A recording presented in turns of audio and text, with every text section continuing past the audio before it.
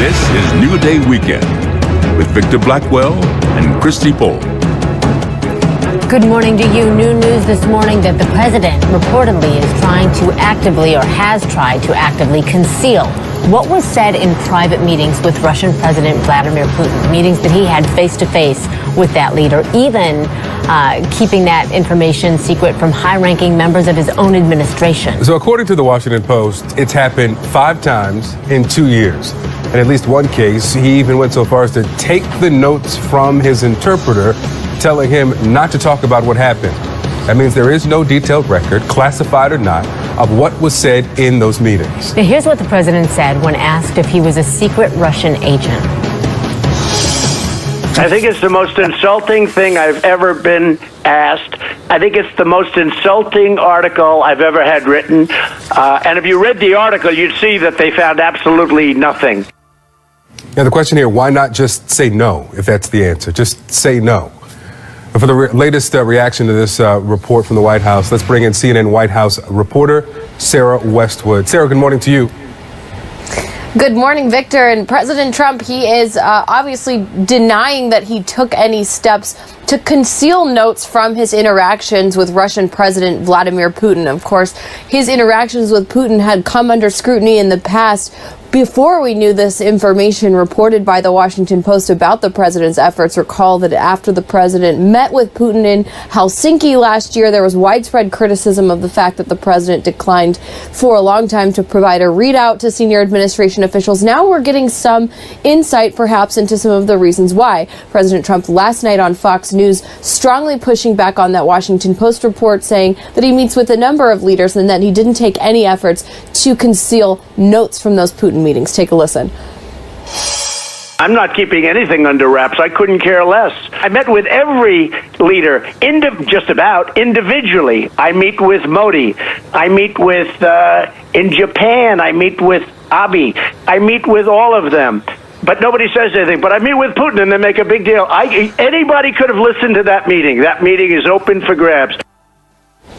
Now, this Washington Post report came on the heels of a New York Times report about a counterintelligence probe that agents and the FBI opened in the days after President Trump fired his former FBI director, James Comey. And all of these developments on the Russia front comes as the White House legal team is staffing up in anticipation of the release of Special Counsel Robert Mueller's final report on his investigation. That slated for the months ahead. Sources tell CNN that the White House legal team has added 17 lawyers. There's a lot going on the Russia front for President Trump right now, despite his denials. Victor and Christy. All right, Sarah Westwood, we appreciate it so much. Thank you. All right, so let's set the table here with all the times President Trump met with Russian President Vladimir Putin. Let's start at July 7th, 2017. President Trump met with Putin on the sidelines of the G20 summit that was in Hamburg, Germany. That's where the Washington Post says President Trump took notes of that meeting from the interpreter. During the same trip, he met with Putin at the Hamburg banquet later the evening. Now, the president and the first lady, Melania, spoke to Putin through Putin's translator. Now, November 2017, President Trump and Vladimir Putin met briefly at the Asia-Pacific Economic Cooperation Summit that was in Vietnam. Then you'll remember Helsinki. For 2 hours, behind closed doors, one-on-one with interpreters. That was July of 2018.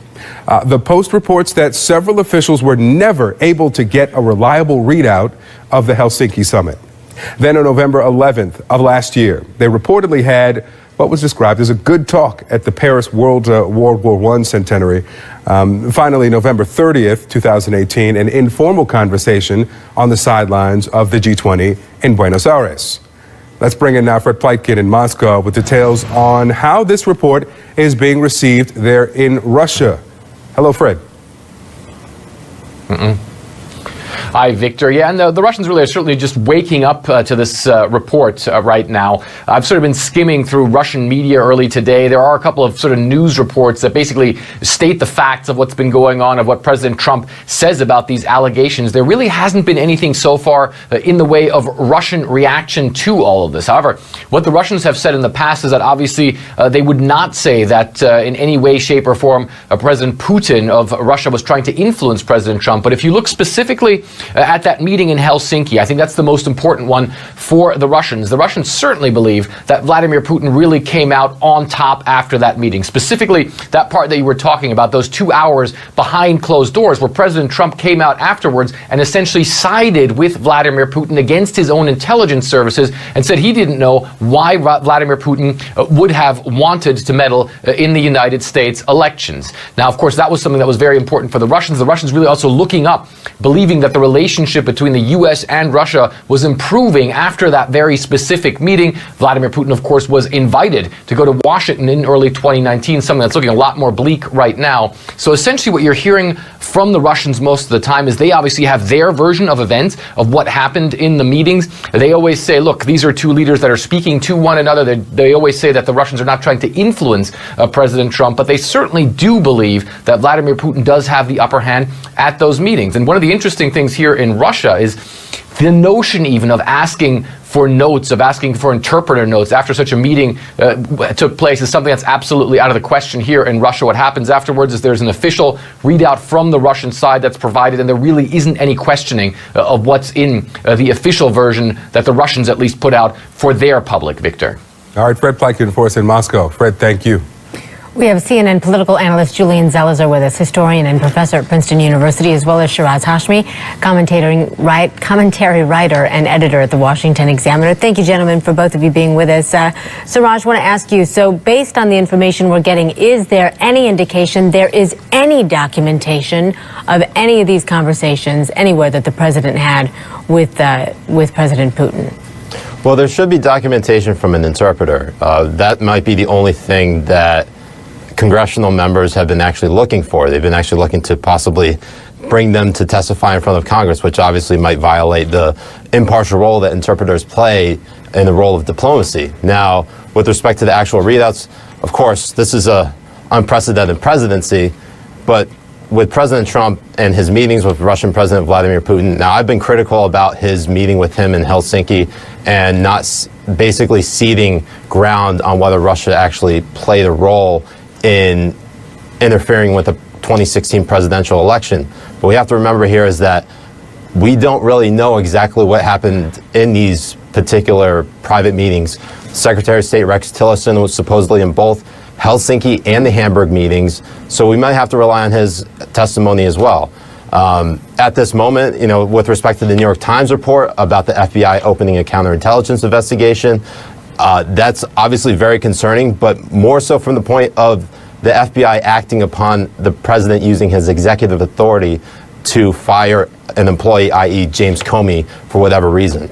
So, Julian, talking about Tillerson, remember he is the former Secretary of State. What is the possibility that he could or would expound on any of this? Well, now that the Democrats control the House, who knows if there's going to be hearings on this? I would suspect there were, and we could hear from Tillerson. I think this is a concerning story to have a president have several high-level meetings with so little documentation and so little advisory input from top people.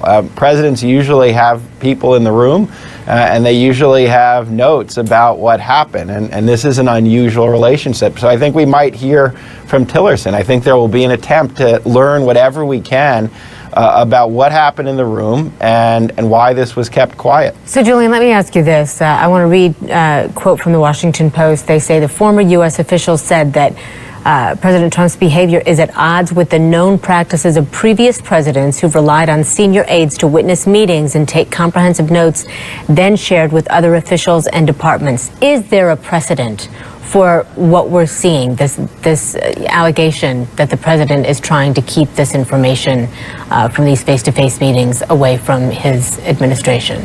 Not that I know of in the modern presidency. Even when Reagan and Gorbachev met in their historic summits to end the Cold War, there's a lot of documentation, and there were people like Secretary Shultz around to know what was going on. So this level of secrecy several times is not a familiar pattern for presidents. Siraj, I want to read another quote from the Washington Post. This from former Deputy Secretary of State Strobe Talbot, who is Deputy Secretary of State to Bill Clinton. He says regarding this whole thing, it's outrageous. It handicaps the U.S. government, the experts and advisors and cabinet officers who are there to serve the president, and it certainly gives Putin much more scope to manipulate Trump. In other words, no records, no evidence. Is there a widespread belief that President Trump is being manipulated by President Putin? Well, there's certainly a number of critics and members of the media who believe that President Trump is being manipulated by Putin. You know, a lot of his actual policy implementations with respect to imposing sanctions on Russia, albeit hesitantly initially, but imposing sanctions nonetheless on Russia seem to be at odds with this idea that Trump is, quote unquote, an agent of the Russian government, an agent of the Kremlin. I mean, it's ridiculous to think that a sitting president of the United States is doing Russia's bidding, and we're still having these discussions about it. I haven't seen any evidence at this moment to convince me that President Trump is working on behest of Russian President Vladimir Putin. Maybe they have an unconventional, unorthodox relationship. That happens in the presidency. I mean, he met with Kim Jong-un in the past year. So, yeah, there could be a time that President Trump or any president meets with a leader that, we previously were at odds with, who he maybe seemed to try to extend an olive branch to. Julian, what are your thoughts on that? Is it a difference of, okay, maybe he's not an agent working against the U.S. by any means, but is this a situation where he is vulnerable for manipulation? Look, there are enough strange things that happen that it's legitimate to raise questions. To have the FBI get into this kind of investigation, that is not normal. Something triggered this, both his public actions, many statements that he has made that really support or prop up Putin, and we don't even know what the private evidence is. The Helsinki statement was very stunning, and let's remember, there are many officials in the Trump administration and campaign who have even either pled guilty and many of whom have lied about this particular relationship over and over again. So something strange is happening, and I think it's more than legitimate at this point to wonder what's going on. Julian Zelizer, Siraj Hashmi, we appreciate both of you. Thank you so much. Thank you. Thank you. And coming up in the next hour, we're talking live with Greg Miller, national security correspondent for the Washington Post. He wrote this morning's story about the President Trump and President Putin meetings. The Congressional Black Caucus is calling on Republicans in the House to go beyond condemning Congressman Steve King. They want the GOP to back their words with actions. Now, in a statement aimed at Republicans, Congressional Black Caucus Chairwoman Karen Bass wrote this: they must actually condemn Mr. King by removing him from his committee assignments so that he can no longer affect policies that impact the very people he has made it clear he disdains. In an interview with the New York Times this week, King complained that the labels white nationalist and white supremacist had become offensive. In 2017, he said, "We can't restore our civilization with somebody else's babies." Still to come, more details unfolding about how and why Jamie Kloss's alleged abductor killed her parents. The latest in the investigation from Barron, Wisconsin. There are more details this morning in the case of Jamie Kloss. She's the missing girl that was found alive in Wisconsin. Yeah, police say the suspect, Jake Patterson, allegedly killed Jamie's parents to clear the way for him to kidnap her. But what's still unclear is why he chose Jamie. CNN's Ryan Young reports from Barron, Wisconsin. Victor and Christy, as you can imagine, this community is still all smiles when it comes to this story.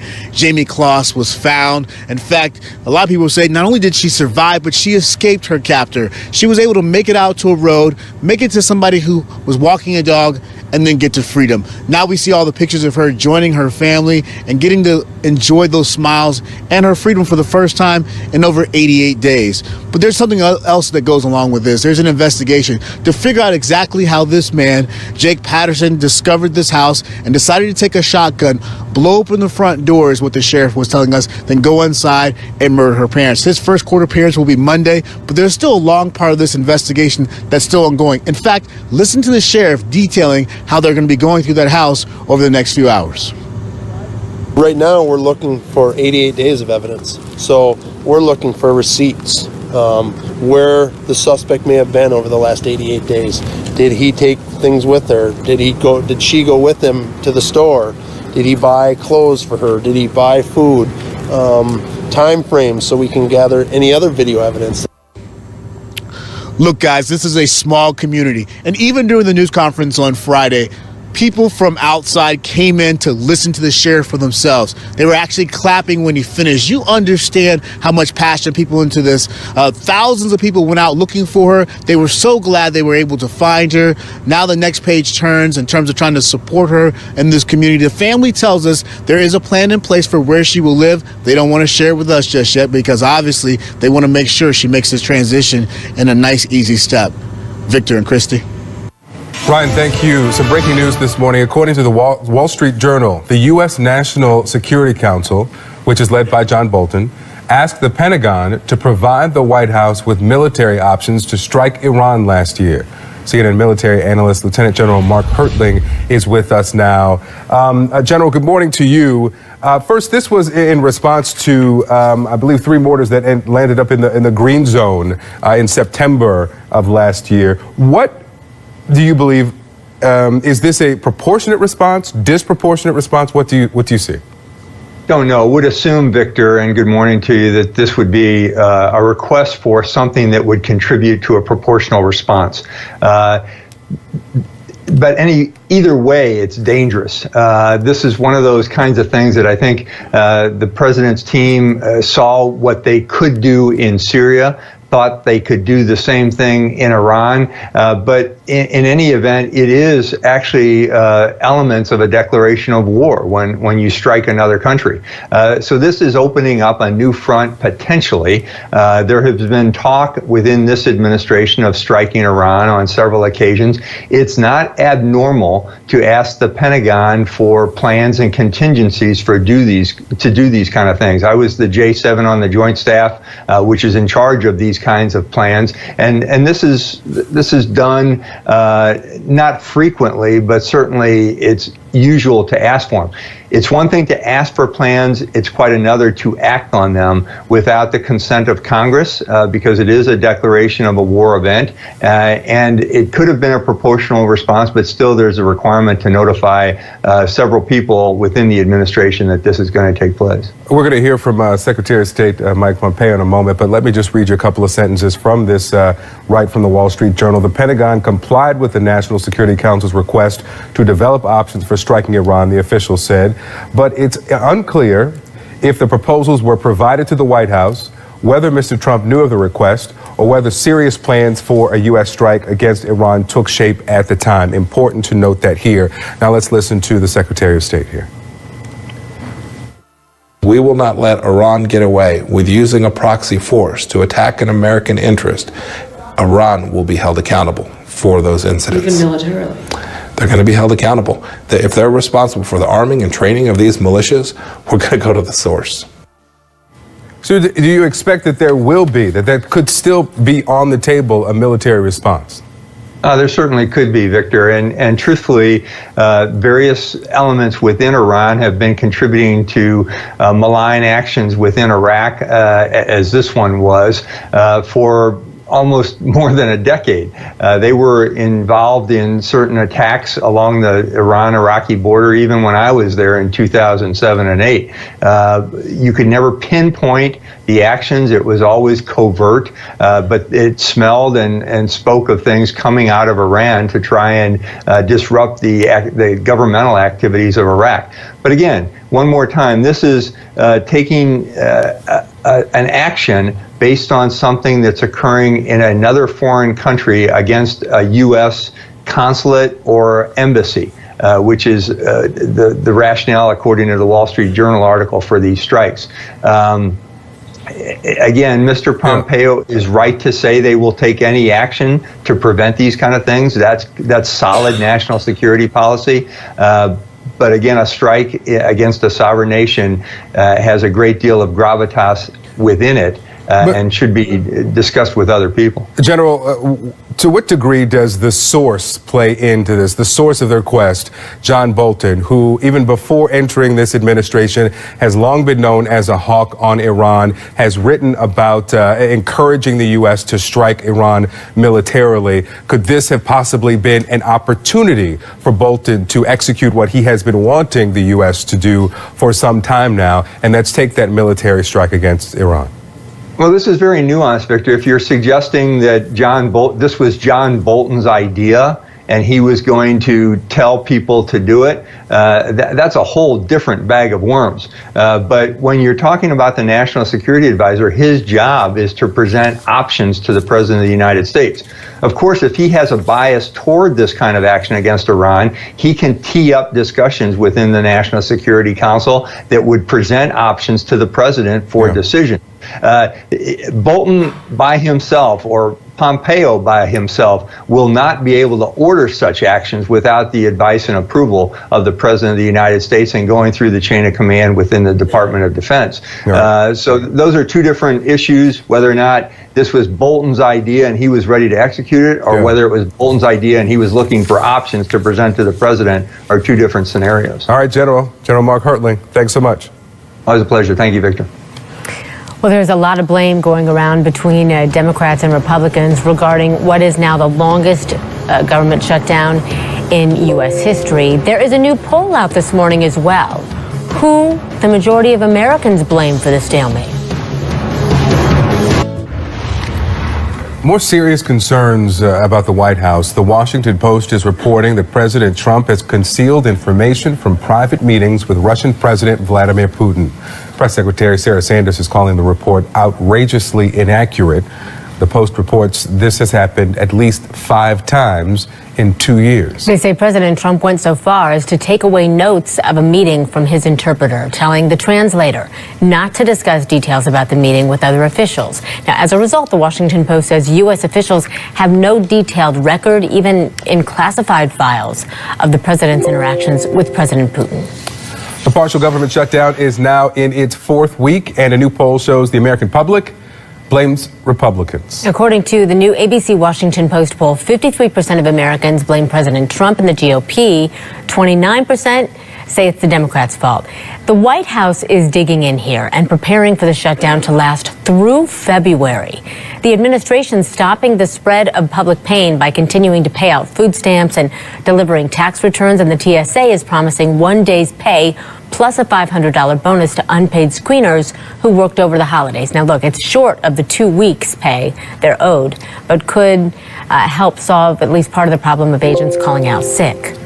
We've heard from federal workers across the country about the real pain they're experiencing because of the shutdown. But I want you to listen to a senior White House advisor. You pay this man. He's talking about the workers being actually better off. Huge share of government workers were going to take vacation days, say between Christmas and New Year's. And then we have a shutdown, and so they can't go to work, and so then they have the vacation, but they don't have to use their vacation days. And then they come back, and then they get their back pay, then they're, in some sense, they're better off. With a grin on his face, he says that people who are not being paid are better off because they're not being paid and sitting home during the holidays.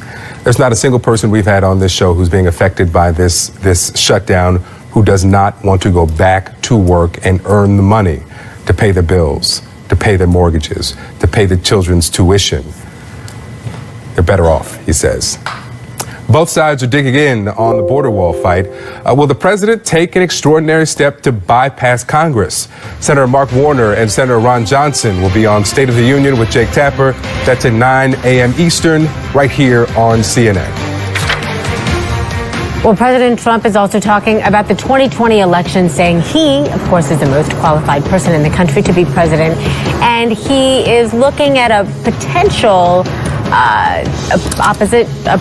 opposing candidate, I should say, calling a vice president weak. We're going to break all of that down for you. Stay close.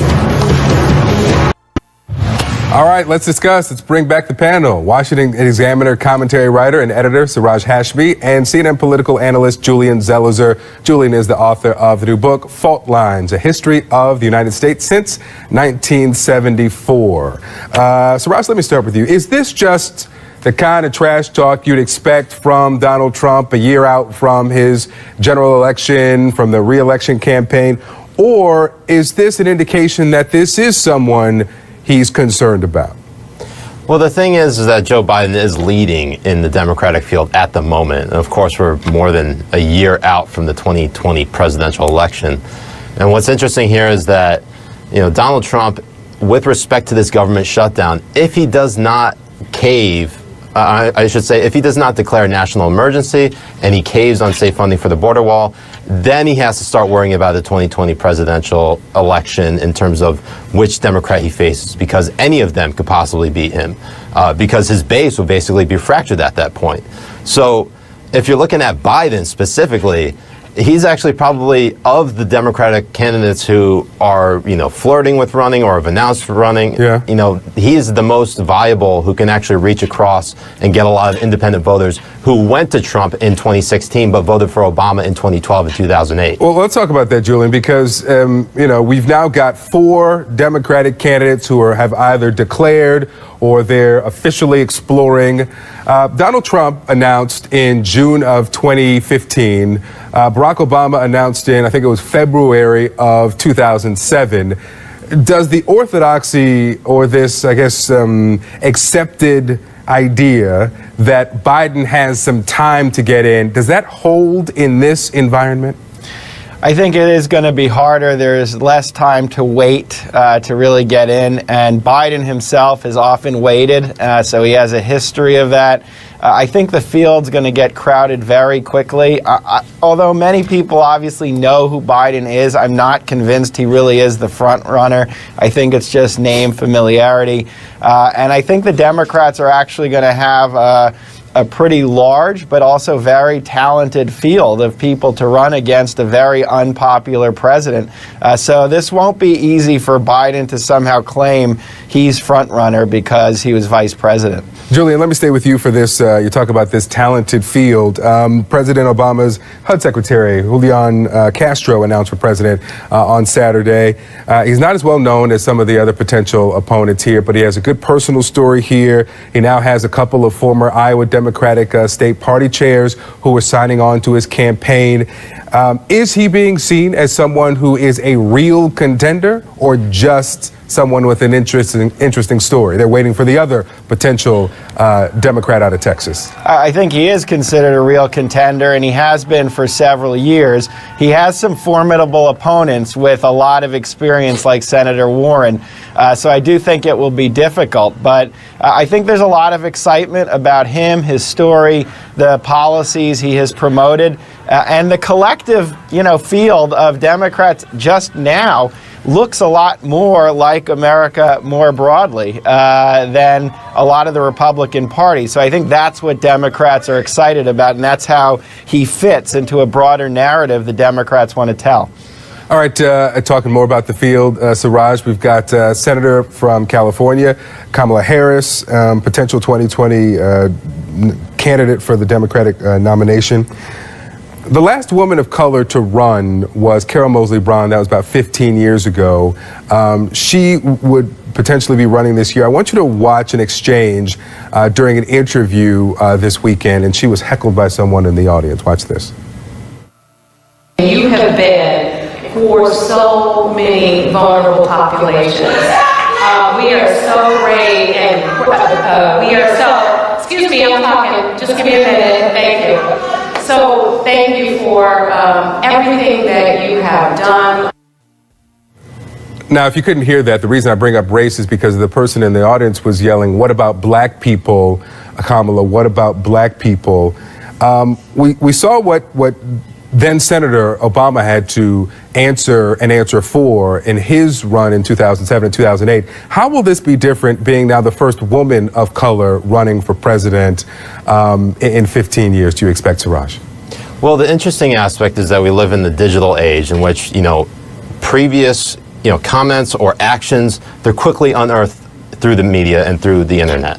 Now, with respect to Kamala Harris's actual policy as the district attorney and also the California Attorney General, just in the last 5 years, we're talking about 2014 to now, she's had a lot of questionable actions that happened, specifically with trying to block second strike nonviolent offenders in the state of California from being allowed to, they're being barred from parole because she said that they would be withdrawing from the prison labor pool. I mean, that's quite stunning to think about a progressive star like Senator Harris coming from those type of roots. So her particular history as a state prosecutor is going to come into question, and honestly is going to be the biggest baggage for her with respect to how Democrats and progressives and liberals view criminal justice in the last 5 years since Tamir Rice, Michael Brown, and as well as Trayvon Martin as well. Yeah, and we know that the criminal justice, as you said, will be a central point for